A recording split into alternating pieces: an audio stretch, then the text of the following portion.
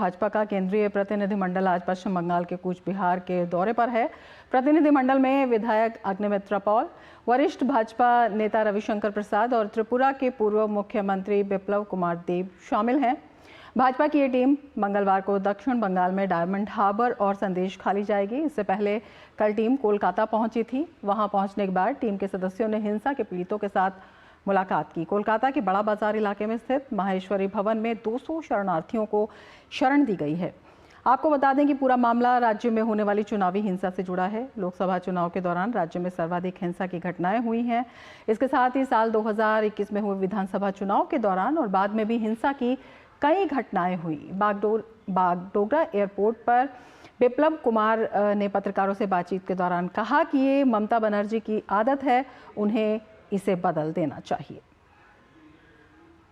ये ममता बनर्जी के सरकार का और उनके पार्टी का ये जन्मजात आदत है और ये आज जितना जल्दी बदल दे तो इनके लिए भी अच्छा है, इनके पार्टी के लिए भी अच्छा है और इससे इनको कोई लाभ नहीं मिलने वाला है, इनसे नुकसान होने वाला है और ये जनता उनका है, इस बात को उनको समझ में नहीं आता।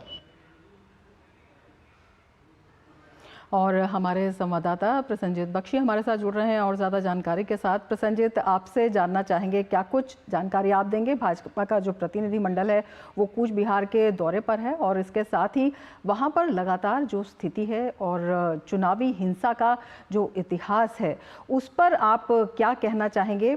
वहाँ पर गवर्नर को भी कहना पड़ा कि हिंसा का जो तांडव है उस पर ध्यान देने की ज़रूरत है। नहीं, देखिए रमा, ये जो प्रतिनिधि मंडल है ये कूच बिहार पहुंच गए हैं और वहां पे जो कूच बिहार में बीजेपी पार्टी ऑफिस में जो शरण लिए हुए हैं उनसे बातचीत जारी है उनका। इसके बाद वो दूसरे एक जगह पे जाएंगे जहां पे और काफी लोग हैं जो शरण लिए हुए हैं अपना जान बचाने के लिए। इस तरह से पूरे बंगाल में 4 से 5 हजार ऐसे बीजेपी समर्थक हैं जो अलग अलग धर्मशालाओं में या बीजेपी पार्टी ऑफिस में शरण ले चुके हैं। 4 तारीख रात से ये सिलसिला जारी है और आज हम 17 तारीख तक पहुंच गए हैं। तो ये पिछले 12-13 दिनों से ये जो अत्याचार है, ये जो हिंसा है, ये जारी है, ये कम होने की नाम ही नहीं ले रहा है और अलग अलग जगह पे नई तरीका से हिंसा की वारदात होते हुए हम देख रहे हैं। मुश्किल इस बात की है जो बिप्लब देब ने कहे हैं, ये एक आदत बन चुके हैं तृणमूल कांग्रेस की, तृणमूल कांग्रेस सरकार की, और ये भी आदत बन चुके हैं ममता बनर्जी की कि वो ये सारे की सारे जो घटना है इससे डिनाई करती रही है। और ये चाहे 2021 की बात हो, चाहे हो 2024 की बात हो, किसी भी तरह से जब सीबीआई जांच होना शुरू हो गया 2021 के बाद अदालत की निर्देश के कारण, तब जाके मानना पड़ा कि हाँ कुछ थोड़ा बहुत हुआ था। लेकिन जो हुआ था और सरकार की तरफ से जो कहना है, दोनों में काफी अंतर है।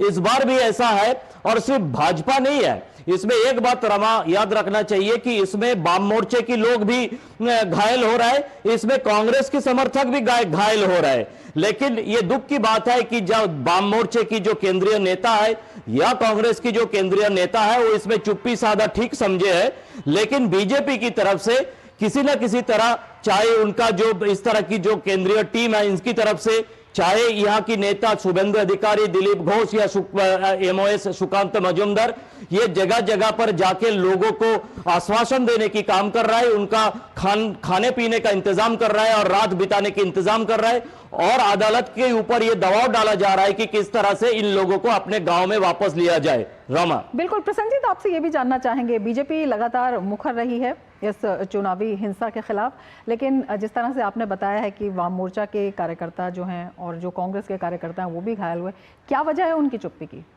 मजबूरी क्या है सबसे बड़ी बात?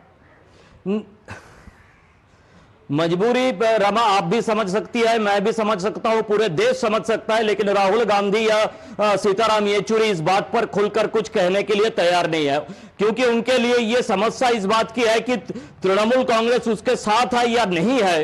अगर तृणमूल कांग्रेस की जो 29 सांसद है उनको दूर रखा जाए तो क्या आने वाले दिनों में उनका जो सरकार बनाने की सपना है जो मल्लिकार्जुन खड़गे बार बार कह रहे हैं, इसमें तृणमूल कांग्रेस की क्या भूमिका रह जाए, ये सब उत्पटन सा पेचीदा सोच के कारण यहाँ पे मालदा या मुर्शिदाबाद में जहां पे वाम मोर्चे की या कांग्रेस की लोग घायल हो रहे हैं, उनका हत्या किया जा रहा है, वो अपना घर छोड़ के जगह जगह पर अपने जो रिश्तेदार है उनके घर में शरण लिए हैं। इसके बारे में ना बंगाल की कांग्रेस की तरफ से, ना दिल्ली की कांग्रेस की तरफ से, ना बंगाल की वाम मोर्चे की तरफ से, ना दिल्ली की वाम मोर्चे की तरफ से कोई भी बयान हमको देखने को नहीं मिला, या कोई भी जो कदम उठाना है वो भी हमें देखने को नहीं मिला। ये राजनीति में, इसमें राजनीति की पेच में फंस गए गांव की ये सारे लोग, रमा। बिल्कुल, और यही वहाँ की जो लोकतांत्रिक व्यवस्था है उस पर बड़े सवाल जो है उठाने का कारण भी बन रहे हैं। बहुत शुक्रिया प्रसन्नजीत तमाम जानकारी के लिए।